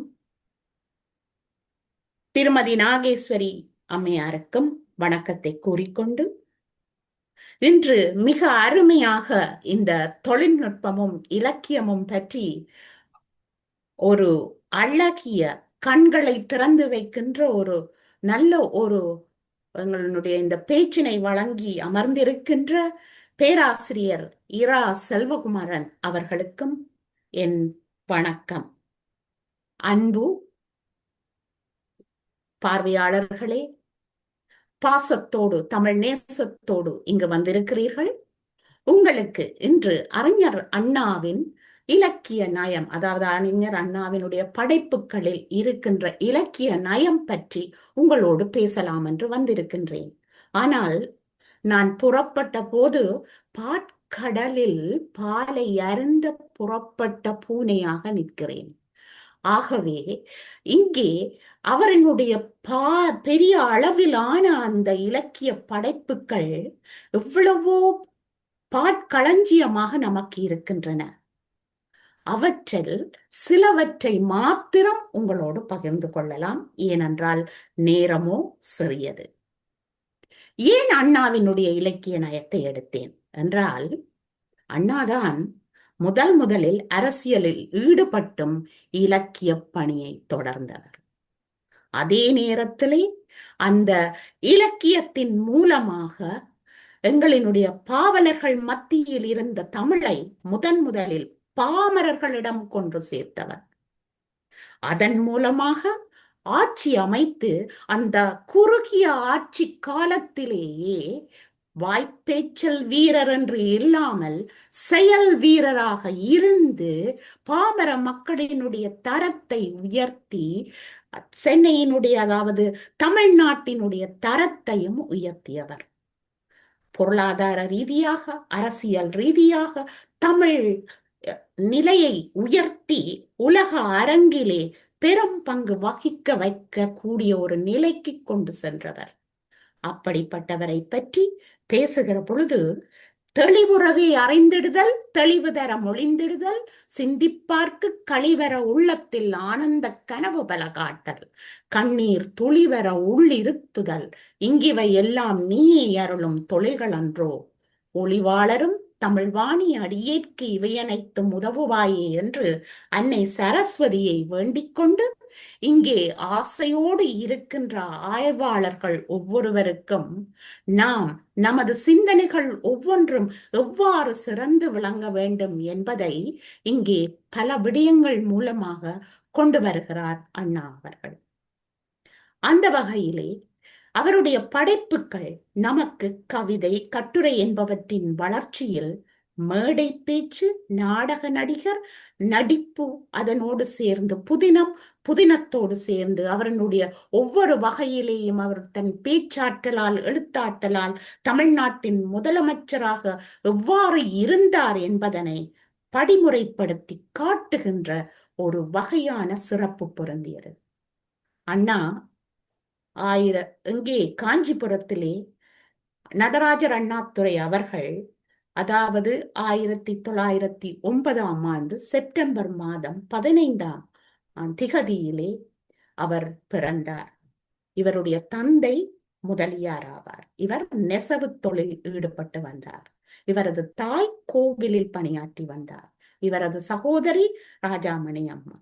இவர் தன்னுடைய பட்டப்படிப்பினை பச்சையப்பன் கல்லூரியிலே கற்றுத் தேர்ந்தார், அதாவது MA கற்றுக்கொண்டார். அவர் ஒன்றுதான் சொல்லுவார், தமிழே நீ ஓர் பூக்காடு, நான் ஓர் தும்பி என்று சொல்லுவார். அவர் அப்பாடியது போலவே அவனுடைய அந்த இலக்கிய தேனை நுகர்வதற்காக உங்களையும் கொஞ்சம் அழைத்து கொண்டு போகிறேன். எப்படி என்று சொன்னால், அழகுபட வரிசை மாறாமல் இனிமையாக ஒரு செய்தியை பிறருக்கு சொல்ல வல்ல பேச்சுவன்மை கொண்ட ஒருவரின் சொல்லினை கேட்டு நடப்பதற்கு ஏனையோரும் ஆவலாக இருப்பார்கள். அந்த வகையிலே அவர் ஒவ்வொரு விடயத்திலும் பெரியார் பாசறையிலே இருந்து புறப்பட்ட போர் வாழ் என்று சொல்கிறார்கள். அதே நேரத்திலே அவர் கூறிய கருத்துக்கள் ஒவ்வொன்றும் மக்களின் மனங்களில் உழுது விதைத்து அறிவின் விதைகள் எங்கும் செழித்து வளர்ந்து பெரும் பங்காற்றியது. அவர் காலம் பொற்காலமாகியது. அவரினுடைய ஒவ்வொரு செயல்களும் அங்கே அவரை புடம் போட்டு காட்டியது. மக்களை அறியாமை இருளில் இருந்து மீட்டு கொண்டு வந்தது. அந்த வகையிலே அவரினுடைய ஆற்றல், அவர் பேலன்ஸ் ஸ்ட்ரக்சர் என்று சொல்லப்படுகிற ஒரு கையாளப்படுகிற ஒரு பேச்சு வன்மையை, புதிய நடையை கொண்டு வந்தார் என்று நாங்கள் அங்கே சொல்லலாம். எப்படி பார்த்தால் சின்னதாக ஆடிடும் பூங்கொடி, பாடிடும் அருவி, கொஞ்சிடும் கிள்ளை, துள்ளிடும் வெள்ளி மீன், சிரித்திடும் முல்லை, பேசிடும் புறாக்கள், பழமுதிர் சோலை, வளமிகு வயல்கள், இவையாவும் நம்மை சுற்றி இருக்கும் எழிலோவியங்கள். அதே நேரத்தில் அந்த அழகு நடையிலேயே இன்னொன்று, அதன் எதிர்மறை கருத்துக்களை கூட அழகு நடையில் திரும்ப கொண்டு வருகிறார். அழகிலா அணங்கு, புகழிலா ஆடவன், கற்பனை திறமில்லாத கவி, பாதகத்துக்கு அஞ்சும் ராஜதந்திரி, போகத்தில் புரளாத பிரித்தானியர், பொய்யுரைக்க தெரியாத செடிகள் ஆகியோருக்கும் ரோமராட்சிய சபா மண்டபங்களில் இடம் கிடையாது என்று சொல்லி இந்த எதிர் நடை மாதிரியான ஒரு பாணியிலே அங்கே அவர் தன்னுடைய ஆணித்தரமான கருத்தை எடுத்துக் கொடுத்தார். சமுதாய கலைகளை வேரோடு புடுங்கி எறிய இவர் எப்படியெல்லாம் பல்வேறு வடிவங்களிலே தன்னுடைய எழுத்துக்களிலே இருந்தார் என்றால், சிறுகதைகளாக சில வெளிவந்து சிறுமைகள் தவிர்த்தன, குறும் புதினங்களாக நீண்ட புதினங்களாக வெளிவந்து கூடா ஒழுக்கம் நீக்கின, நாடகங்கள் சில வெளிவந்து நலம் சேர்த்தன, கவிதைகளாக சில வெளிவந்து கதிரொளி காட்டின, மடல்களாக சில பள்ளி வந்து மடமை இருள் ஊட்டின. இவ்வாறு தான் தொட்ட ஒவ்வொரு துறைகளையும் துலங்கச் செய்து கருத்துரைகளை நன்கு இழகச் செய்தவர் அண்ணா. அண்ணா சகாப்தங்கண்ட மேதை என்றால் மிகையாது இல்லையா? இவரது இலக்கியத்திலே புது வடிவத்தை ஊட்டுகின்ற ஒரு பெருங்கவியாக இருக்கின்றார். எப்படி என்றால், பெரியவர்களை, முதலியார்களை, வியாபார மேதைகளை, அரசியல்வாதிகளை, இவர்களை எல்லாம் போற்றி பாடமாட்டேன் என்கின்றார் கவிதையிலே. வாழ்வின் சுவை தன்னை வகையாய் பல்லாண்டு உண்டு உடல் பெருத்து ஊழியர் புடைசூழ தண்டு தளவாடமுடன் தார் அணிந்து தேரேறும் அரசகுமாரர் அருளாய அதிபர் தமை குறித்ததல்ல என்று அவர் இப்படி தான் போற்ற மாட்டேன் என்று சொல்கிறார். யாரை போற்றுவேன் என்று சொல்கிறார்? குடிமகனாய் உள்ளோன், ஊர் சுற்றும் உழைப்பாளி, தோல் குத்தும் முட்கள் நிறை மூட்டைதனை சுமப்போன், தாங்கொணா பரந்தானை, பாரம் தன்னை தூக்கி தத்தளிப்போன், களத்தில் பணிபுரிவோன், உலை கூடத்து உழல்வோன், ஏதோ இசை எழுப்பி அதனால் இனிமை பெற எண்ணுபவன், ஏரடிப்போன், தூக்கம் தொட்டிலுக்கும் துயர் காக்கும் கண்கொண்டான். இப்படி பல்வேறு வகையிலே துன்பமாய் துயரமாய் உழைக்கும் வர்க்கத்தை பாடுவேன் என்று சொன்னார். இதுதான் அவரனுடைய திறம். அப்படி பார்க்கின்ற பொழுது அவரனுடைய அந்த அழகுகளை, அதாவது அவரனுடைய எழுத்தாற்றல் சிறப்பாக இருக்கிற பொழுது தொகுத்து பார்த்தல், சுருங்க சொல்லுதல், விளங்க வைத்தல், இனிமை சேர்த்தல், நன்மொழி புணர்தல், ஓசை உடையமை, ஆழமுடைத்ததாதல் போன்ற முறை வைப்பே உலகத்தின் முழுமையையும் விழுமியம் பார்த்தல் ஆகியவற்றை இங்கே அடுத்தடுத்து எடுத்து கூறினார் என்றே நாம் பார்க்க முடியும். இங்கே அறிஞர் அண்ணாவை பற்றி ஆய்வு செய்த முன்னோடி யார் என்று பார்த்தால், முதலிலே மேவி வேணுகோபால பிள்ளை அவர்கள் ஆய்வு செய்திருக்கிறார்கள். அவர்தான் அவரனுடைய எழுத்துக்களை பற்றி, அவரனுடைய மேடை பேச்சை பற்றி, அவரனுடைய கவிதைகளை பற்றி எல்லாம், நாடகத்தை பற்றி எல்லாம் முதலிலே ஆய்வு செய்தவர் என்று சொல்லலாம். ஆய்வின் போது நாம் முக்கியமாக நாங்கள் கருத்தில் கொள்கின்ற அந்த புற ஆய்வு, அக ஆய்வு கருத்துக்களை எல்லாம் உள்ளே வைத்துக்கொண்டு அண்ணாவினுடைய உரைநடையின் செறிவு, திட்பம், நுட்பம், தெளிவு இவற்றை எல்லாம் அவர் ஆராய்ச்சி செய்திருக்கிறார். அவர் பாணியிலே, அவர் வழியிலே நின்று கொண்டு பலர் நிறையவே ஆய்வு செய்திருக்கிறார்கள். அந்த வகையில் மறுமலர்ச்சி நடைக்கு அண்ணா என்று தமிழ் உலகம் இவரை போற்ற வைத்திருக்கிறது. மேடை தமிழ் அறிவியலிலும் ஆட்சியிலும் வகைப்பாடு என்பதிலே அவர் மிக திறமையான மேடை தமிழுக்கு உரிமையாளர் என்பதை நாம் அறிந்து கொள்ளலாம். தலைப்பு வகை அவர் தலைப்புகள் எடுக்கின்ற பொழுது அந்த அண்ணாவின் பேச்சுக்களை தலைப்பு வகையாக பின்வருமாறு பார்க்கலாம். எப்படி என்று சொன்னால், பட்டமளிப்பு விழா உரைகள், வானொலி உரைகள், சட்டமன்ற உரைகள், நாடாளுமன்ற உரைகள், பாராட்டுரைகள், துவக்க உரைகள், தலைமுறைகள், பொது உரைகள், இக்காலகட்ட உரைகளை அண்ணாவின் அறிவு கருவூலங்கள் அமைந்த காலம் என்றே கூறலாம். இந்த துறை வகையிலே அண்ணா பேசிய பேச்சுக்கள் பின்வருமாறு அமைத்துக் கொள்ளலாம். வரலாறு, அரசியல், சமயம், பொருளாதாரம், மொழியும் இலக்கியமும் அறிவியலும் மருத்துவமும் தொழில்துறை, வேளாண்மை இவை அனைத்தும் அவர் பேச்சு தமிழிலே அடங்கி நின்றன. அவரது தமிழின் இலக்கிய தொடர்கள் தம் நாவினால் அம்மாவை, தமது ஆட்சியினால் தமிழ் அன்னையை ஆட்டி படைத்தவர். அவர் பேச்சுக்கள் பல நயங்களையும் நலன்களையும் நுணுக்கங்களையும் நுட்பங்களையும் கொண்டதாக அமையும். நடை என்பது ஆளுமையின் வெளிப்பாடு.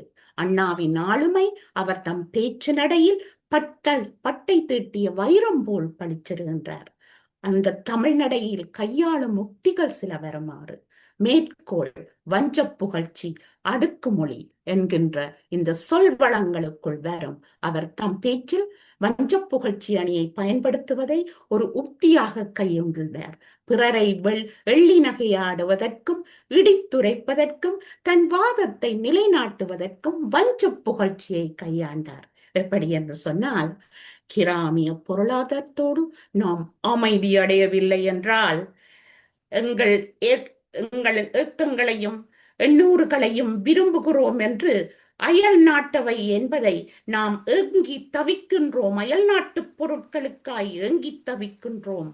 நாம் அறிந்தோம் இல்லை, மொழி பற்றிய விவகாரத்தில் மட்டுமே அளவுக்கு மீறிய தேசியவாதிகளாக நாம் நம்மை காட்டிக் கொள்கிறோம் என்ற பகுதி இந்த உத்திக்கு தக்கதாக இருக்கிறது. அதாவது, நாம் வெளிநாட்டு பொருட்களுக்கான மயக்கங்களிலே மூழ்கிக் கொண்டு அவற்றை வாங்குவதில் திளைக்கின்றோம். ஆனால் நாங்கள் வெளியிலே தேசியவாதிகளாக நம்மை காட்டிக் கொள்கின்றோம் என்கின்ற அந்த பாணி அழகாக அமைந்திருக்கின்றது. தமிழிலே அண்ணா அடுக்குமொழியில் பேசுவதை ஒரு மரபாக வைத்திருக்கின்றார். அந்த அடுக்குமொழியில் பேசுகிற பொழுது அவர் பரிவிலே எண்ணிடாதீர் உடன் பிறந்தீரே, சீரறியேன் அணியறியேன் சிந்தை உந்தும் செய்திகளை தெரிவித்தேன் ஆசையாலே என்று சொல்லி அடுக்குமொழி வசனங்களை அடுத்தடுத்தே எடுத்துக் கொடுக்கின்ற அந்த அவருடைய ஆற்றல் மிக்கதாயிருந்தது. சொல்வளம், அவருடைய சொல்வளம் நயம் மிக்க, கருத்தாளம் மிக்க சொற்களை பயன்படுத்தினார். பல்துறை அறிவும் பரந்துபட்ட கல்வி அறிவும் இதற்கு ஒரு காரணமாக அமைந்திருந்தது. பட்டம் பெற்றிடுவீர், பல்கலையில் வல்லுநீர் ஆகின்றீர், பல்கலையில் இன்றெடுத்த நன்மணிகள் ஆகின்றீர். ஒரு முறை நீங்கள் சரியாய் சிந்தித்து செயல் வீரராகி விடுவீர் என்பதை அழகாய் எடுத்து தருகின்றார். ஒருமுறை நகைச்சுவை உணர்வும் அவரிடம் இருந்தது. எப்படி என்று சொன்னால், அவர் காலதாமதமாக ஒரு மேடை பேச்சுக்கு வந்தபோது, மாதமோ சித்திரை, மணியோ 10:30, உங்களை தழுவுவதோ நித்திரை, மறக்காது இடுவீர் எனக்கு முத்திரை என்று சொல்லி சிறப்பாக பேசி மக்கள் அனைவரையும் தன் பக்கம் இழுந்தார். இதே போல அவருடைய நாடகங்கள், மிகச் சிறப்பான நாடகங்கள் பல. அவற்றிலே ஒன்று, நாடகத்தின் மொழிநடை என்பதும் நாடகம் முழுமைக்கும் உதவும் ஒரு கூறாக இருக்கிற பொழுது, அந்த நடையானது மேன்மை, இனிமை, வேகம், விளக்கம் என்ற பண்புகளோடு அமைய வேண்டும் என்று அண்ணா நாடகத்தில் இடம்பெறும் நடைப்பொருள், நடையின் சொல்லாட்சி, நடையின் வகைகள் பற்றி இங்கு பார்த்தால், அந்த நடை என்பது எடுத்துக்கொண்ட கருத்துக்கு கலை வடிவம் தரும் ஒரு முழு நிறைவான ஊடகம் என்றுதான் பார்க்க வேண்டும். அந்த கதையினுடைய ஒவ்வொரு விதத்திலேயும் அவர் தன்னுடைய திறமையை காட்டி, அங்கே அவர் ஒரு அழகாக கலிங்கராணி நாடகத்திலே சில வசனங்களை உங்களுக்கு உதாரணமாக காட்ட விரும்புகிறேன். வெங்கையை கண்டால் பயம் இருக்காதோ, வேல் இருக்கும் போது சிறுத்தை சிறுமாமே, ஆமாம், சிரித்துக் கொண்டே அதை துரத்தி பிடிப்பேன். கண்ணாளா, காட்டிலே நாட்டில் உள்ளோரும் என்ன வேலை, ஏன் இந்த வேட்டை? மன்னன் மனம் மகிழ மதுர கீதம் கேட்கலாம், நடனம் காணலாம், மிருக வேட்டையாடி ஆபத்தை அணைத்துக் கொள்வதில் ஓர் ஆனந்தமாமே. வீரருக்கு வேட்டை வெண்ணிலாச்சோறு, வெஞ்சமரே விருந்து, தோட்டத்துப் பூவை தொட்டுப் பறித்து கொண்டையில் செருகும் கோதையர் கழிப்பது போல் வேலால் வேங்கையை குத்திக் கொன்று அதன் தோலை நகத்தை எடுத்து வரும்போது எமக்கு களிப்பு என்று அவர் சொல்லுகின்றான். ஆபத்தான விளையாட்டு. அஞ்சாதே அஞ்சுகமே, வீரரின் ஆரம்பப் பள்ளி அதுதான். எனக்கென்னவோ நீங்கள் எவ்வளவு சொன்ன போதிலும் நெஞ்சில் துடிப்பிருக்கிறது.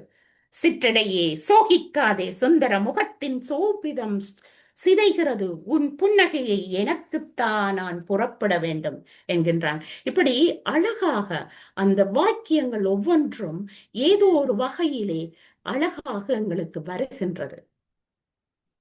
இதிலே இந்த தருக்க நடை, அழகான தருக்க நடை ஒன்று எங்களுக்கு சொல்லுகிறார். அதாவது யமனோடு இராவணனும் நீதி தேவனும் கதைப்பது போன்ற ஒரு தருக்க நடை அங்கே வருகிறது. இப்படியாக பல்வேறு விதமான சுவை நயங்கள் மிக்க அந்த நீதி தேவன் நாடகமும் கலிங்கராணி நாடகமும் அடிநாதத்திலே எப்படி என்று சொன்னால் எங்களினுடைய மக்கள், தாழ்வு நிலையில் இருக்கிற மக்கள், உழைப்பாளிகள் சுரண்டப்படுகிறார்கள்.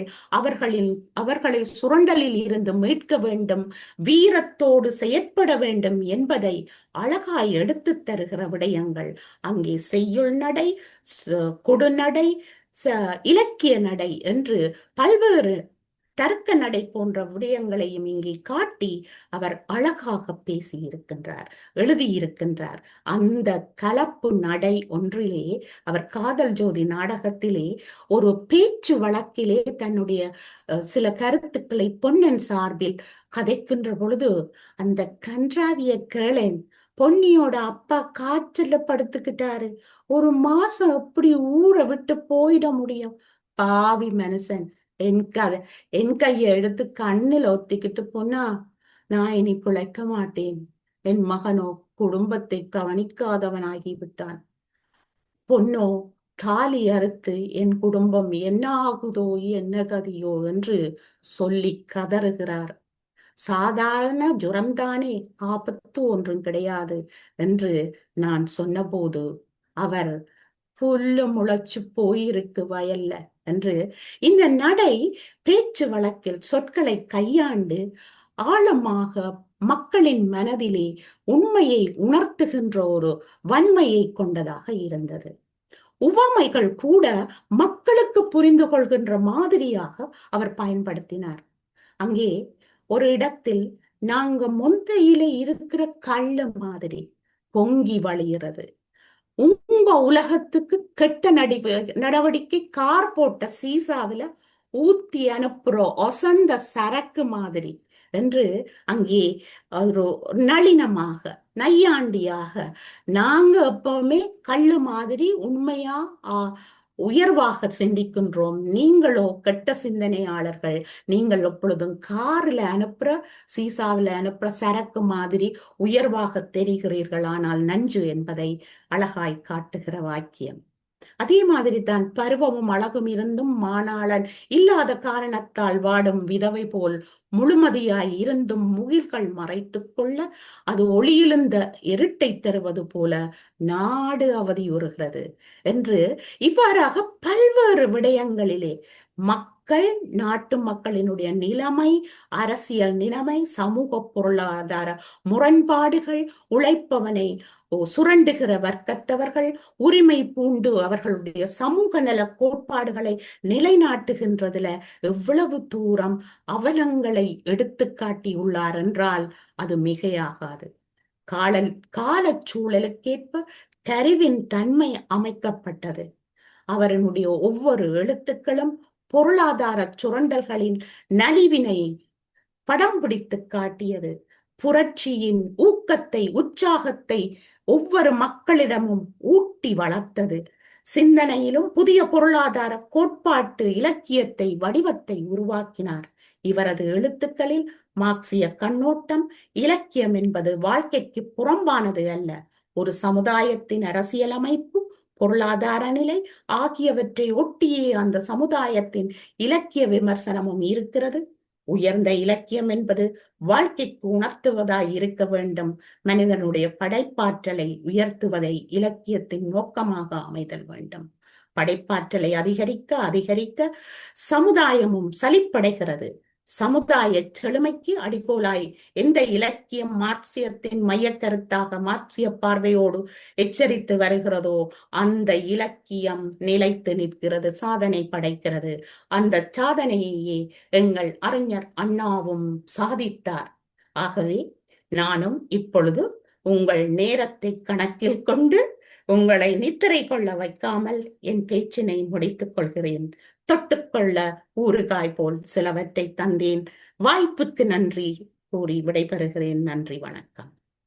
உங்களுக்கு நித்திரை வரவில்லை, உங்கள் பேச்சிலே நாங்கள் மிதந்து கொண்டிருக்கிறோம். மிதப்பவர் எப்பொழுது கவனமாக இருப்பார் அல்லவா? அந்நீரிலே மிதப்பவர் நீந்துபவர் எப்பொழுதும் வீடு போய்விடுவனோட பயத்தில் இருப்பது போல நித்திரை வராமலே நாங்கள் உங்களுடைய பேச்சை நுணுக்கமாக ரசித்துக் கொண்டிருந்தோம். அம்மா, மிக சிறப்பாக அண்ணாதுரையை எங்களுக்கு காட்டினீர்கள். அண்ணாதுரையினுடைய இலக்கிய நயம் பற்றி பேசினீர்கள். அதில் 2 ஓமை சொன்னீர்கள். ஒன்று, அண்ணாதுரையோட தும்பை தான், அதாவது அழகிய ஒரு பூக்காட்டிலே உலாவுகின்ற ஒரு தும்பியாக அவரை காட்டினீர்கள். அவர் சொன்னதை எடுத்து காட்டினீர்கள். அதுபோல அவருடைய வேகம், எழுத்தில் உள்ள வேகம், கொள்கையில் உள்ள வேகத்தை அவர் வாயிலாகவே பெரியார் பாசறையின் இருந்து வெளிப்பட்ட ஒரு போர்வாளாக காட்டினீர்கள். அதுபோன்று இவரை பற்றி இவருடைய ஆக்கங்களை, அதாவது ஆய்வாளருக்கு அழகு என்னென்றால், நான் பெரிய ஆய்வாளர் என்று சொல்வதற்கு முதல் எனக்கு முதலும் பலர் இருந்தாரப்பா. யார் சொன்னார் இந்த வரி? பாரதியார் சொன்னார். எனக்கு முன்னர் பல சித்தர்கள் இருந்தாரப்பா என்பதுபோல நீங்கள் எனக்கு முன்னே ஆதி மனிதனாக ஆய்வுத்துறையிலே, இந்த அண்ணாதுரையினுடைய ஆய்வுத்துறையிலே ஆதி மனிதனாக இருந்த அறிஞர் வேணுகோபால் என்பதை தொட்டி காட்டிவிட்டு நீங்கள் ஆய்வு தொடங்கியது பாராட்டத்தக்க ஒரு விடயம். அவருடைய நாடகத்தமிழ், உரைநடைப்பை சிறப்பு, கவிதை சிறப்பு என்பவற்றை தனித்தனியாக எடுத்து இருந்து ஓதினீர்கள். மிக்க மகிழ்ச்சி அம்மா, பாராட்டுக்கள். நீங்கள் யார்? எங்களுடைய தென்னாசிய நுண்கலை கற்கை மையத்தினுடைய அண்ணாமலை வளாகத்தினுடைய சிறந்த விரிவுரையாளர், மாணவியும் விரிவுரையாளரும் அல்லவா? ஒரு விஷயம் பிள்ளை என்னண்டா, என்னுடைய காதல் கேட்ட ஒரு தேனூரும் வார்த்தை ஒரு சிலர் சொல்லிக் கொண்டு திரிகிறார்களாம், அண்ணாமலை மூடப்பட்டு விட்டது. அதை சொல்லுவவர்களுக்கு நான் சொல்லுகின்றேன், அண்ணாமலை மூடப்பட்டதா என்பதை இத்தகைய ஆய்வு கருத்தரங்களுக்கும் எங்கள் வளாகத்துக்கும் வந்து பாருங்கள். அது எவ்வாறு செயற்பட்டு கொண்டிருக்கிறது என்பதை நீங்கள் கண்ணார பார்க்க வேண்டும் என்ற செய்தியும் கூறிக்கொண்டு, இப்பொழுது நாங்கள் கருத்துரை நேரம் வினா நேரம் வரப்போகிறது. அதற்கு முன்னாலே எங்களுடைய அண்ணாமலை கனடா வளாகத்தினுடைய தமிழ் மொழியியல் துறை விரிவுரையாளர் எங்களுடைய நாகேஸ்வரி ஸ்ரீகுமார் அவர்கள் வழமை போல் நன்றியுரை கூறுகின்றார்கள். அதன் பிற்பாடு அரங்கில் உள்ளவர்கள் தங்களுடைய கேள்விகளோடும் கருத்துரைகளோடும் வருமாறு கேட்டுக்கொள்வார்கள். வணக்கம். இன்று புரட்டாதி மாதம் 28ஆம் தேதி தென்னாசிய நுண்கலை கற்கை மையம் அண்ணாமலை கனடாவின் முத்தமிழ்ச் சங்க நிகழ்வில் கலந்து சிறப்பிக்க வந்திருந்து உங்கள் அனைவருக்கும் என் பணிவான வணக்கம். தென்னாசிய நுண்கலை கற்கை மையம் கனடா அண்ணாமலை பல்கலைக்கழகத்திலே தமிழ், மொழியியல், நுண்கலை, யோகா போன்ற பல்வேறுபட்ட துறைகளில் பட்டம் பெற்றவர்களுக்கும் பட்டம் பெறுவதற்கு ஆர்வமாக இருக்கின்ற மாணவர்களுக்கும் இன்னும் நிறைந்த தேடல்கள் இருக்க வேண்டும் என்ற ஆர்வத்தின் காரணமாக எங்களுடைய அண்ணாமலை பல்கலைக்கழக கனடா வளாகத்தின் தமிழ்துறை தலைவர் பெரும் மதிப்பிற்குரிய பேராசிரியர் பாலசுந்தரம் ஐயா அவர்களால் இந்த முத்தமிழ்ச் சங்கம் ஆரம்பிக்கப்பட்டது.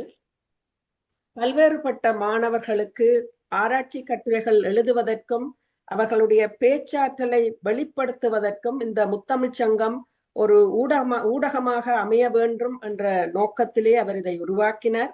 அவருடைய நோக்கத்தின் மூலம் பல்வேறு நாடுகளில் உள்ள பல்வேறுபட்ட துறை சார்ந்த பேராசிரியர்களை இணைத்து மாதம் தோறும் இந்த கருத்தரங்கை அவர் நடாத்தி வருகின்றார்.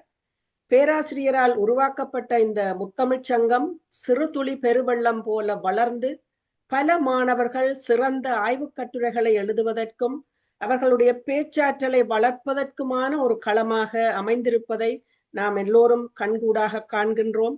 அந்த வகையில் பேராசிரியருக்கு எங்கள் அனைவரினது சார்பிலும் மனம் நிறைந்த நன்றியை கூறிக்கொள்கின்றோம்.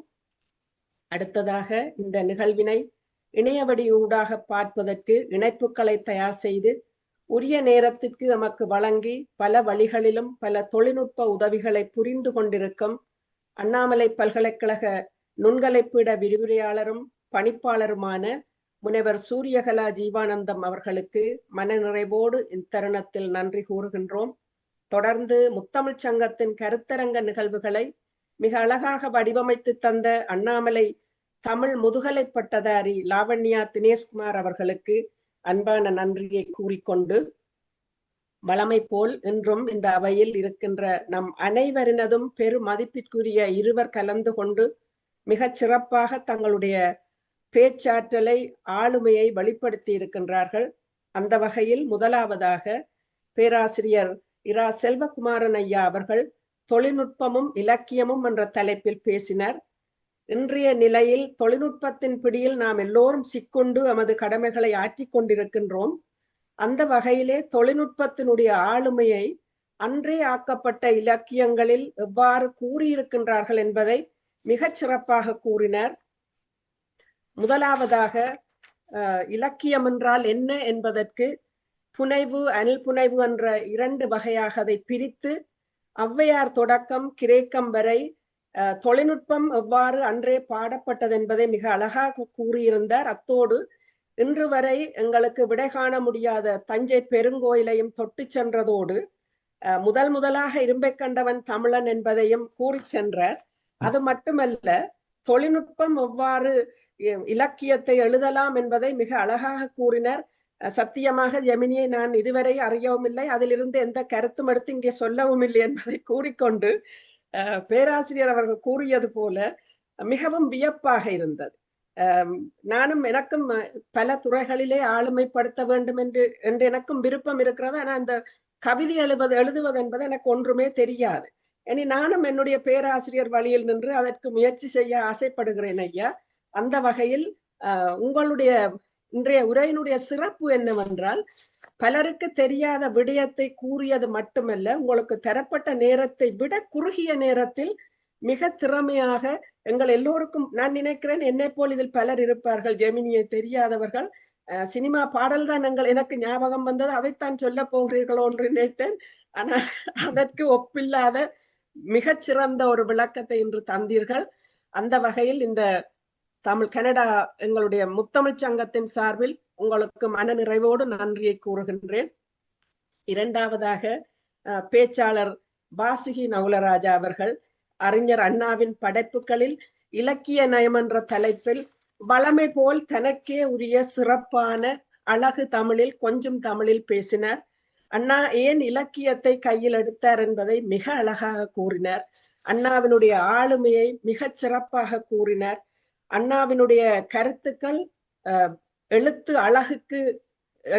அழகு எப்படி இருந்ததோ, எதிர்மறையான கருத்துக்களை கூட அவர் தமிழில் எவ்வளவு அழகாக கூறினார் என்பதை மிகச் சிறப்பாக கூறியிருந்தார். சமுதாய கருத்துக்களை மக்களுக்கு எப்படி கொடுக்க வேண்டும் என்பதில் அண்ணாவுக்கு நிகர் அண்ணா என்பதை நாங்களும் கற்றிருந்ததை அவர் நினைவுபடுத்தி இருந்தார். பெரியவர்களை போற்றி பாடாத அண்ணா குடிமக்களை, உழைப்பாளிகளை, மூட்டை தூக்குபவர்கள் என்று சொல்லி கணக்கில் எடுக்காதவர்களை பாடியதில் அண்ணா சிறப்பாக இருந்ததால் தான் என்னவோ இன்றும் அவருடைய கருத்துக்கள், புத்தகங்களை நாங்கள் வாசிக்கக்கூடியதாக இருக்கின்றது. அது மட்டுமல்ல, பேராசிரியர் குறிப்பிட்டது போல அப்படிப்பட்ட ஒரு அண்ணாவை வேணுகோபால் என்ற பேராசிரியர் எடுத்து ஆய்வு செய்ததையும் மிகச் சிறப்பாக கூறியிருந்தார். வாசுகி நவுலராஜா அவர்களிடம் நாங்களும் கற்றுக்கொண்டோம் என்றதில் மிகவும் சந்தோஷம். படிப்பிக்கின்ற போதே அவருடைய அழகு தமிழுக்கு நாங்கள் அடிமை. அன்று அப்படி ஒரு நிலைமைதான் இன்றும் எனக்கு ஏற்பட்டது. உங்களுக்கும் இந்த முத்தமிழ்ச் சங்கத்தின் சார்பாக நன்றியை கூறிக்கொள்கின்றோம். நிறைவாக இன்றைய கருத்தரங்கில் பங்கு கொண்டு இந்த பொழுதினை சிறப்பித்துக் கொண்டிருக்கும் அனைவருக்கும் நன்றி கூறுவதோடு, மிக முக்கியமாக இந்த பேச்சாளர்களை ஊக்கப்படுத்த காத்திருக்கும் அனைவருக்கும் மன நிறைவோடு நன்றி கூறிக்கொண்டு, என்னோடு சேர்ந்து பணியாற்றிய இன்றைய பேச்சாளர் முத்தமிழ்ச் சங்க செயலாளர் முனைவர் வாசுகி நகுலராஜா அவர்களுக்கும் நன்றி கூறிக்கொண்டு இன்றைய பொழுது எல்லோருக்கும் நிறைவாக அமைய வேண்டும் என்று இறைவனை வேண்டி இந்த வாய்ப்பினை எனக்கு தந்த பேராசிரியருக்கு மீண்டும் நன்றி கூறி விடைபெறுகின்றேன். வணக்கம். மிக்க நன்றி, மகிழ்ச்சி. தென்னாசிய நூல்கலை கற்கை மையம் நடத்துகின்ற முத்தமிழ்ச் சங்கம் நடத்துகின்ற இந்த நிகழ்விலே ஆய்வரங்கிலே 2 விரிவுரையாளர்கள் பங்கு பெற்றிருக்கிறார்கள். முத்தாய்ப்பு போல எங்களுடைய பேராசிரியர், எங்களுடைய வருகைதரும் எங்களுடைய சிறப்பு விருந்தினர், எப்பொழுதும் நீங்கள் தான் ஐயா எங்களுக்கு சிறப்பு விருந்தினர். பேராசிரியர் செல்வகுமார் அவர்கள் உரையாற்றியது இந்த அமர்வுக்கு ஒரு ஒரு ரத்தின மணி சூடின போல இருந்தது. இந்த அமர்வுக்கு மட்டுமல்ல, எங்களுடைய மன்ற முத்தமிழ் சங்கத்துக்கும் இது பெருமை. உங்களுடைய கருத்துக்கள் நீங்களோ உலகறிந்த உலகம் சுற்றி கொண்டிருக்கின்ற, இப்பொழுதும் சுற்றி கொண்டா இருப்பார், சுற்றி கொண்டிருக்கின்ற செல்வகுமாரோடைய அறிவை நாங்கள் அறிவினுடைய சிறு துளியை பெற்றுக்கொண்டோம். ஆனா அந்த துளி எங்களுடைய அறிவு கண்ணை திறந்திருக்கிறது ஐயா. அந்த வகையிலே உங்களுக்கு நன்றி கூறுகின்றோம். இப்பொழுது அவையில் உள்ளவர்கள் உங்களுடைய கருத்துக்களையோ அல்லது வினாக்களையே சுருக்கமாக வைக்கும்படி கேட்டுக்கிறேன். ஒவ்வொருவரும் இதில் பங்கு பெற்ற வேண்டும். நாங்கள் இடம் தருவோம். வருக மாஸ்டர். ரெக்கார்டிங் நிப்பாட்ட சொல்லுங்க ஃபர்ஸ்ட். கருத்துரை வினாவை கேளுங்கள், கருத்துரை சொல்ல தயாரா இருக்கிறோம். வணக்கம் ஐயா, எனது பெயர் துளசி விக்னேஸ்வரன். செல்வகுமார் ஐயாவிடம் ஒரு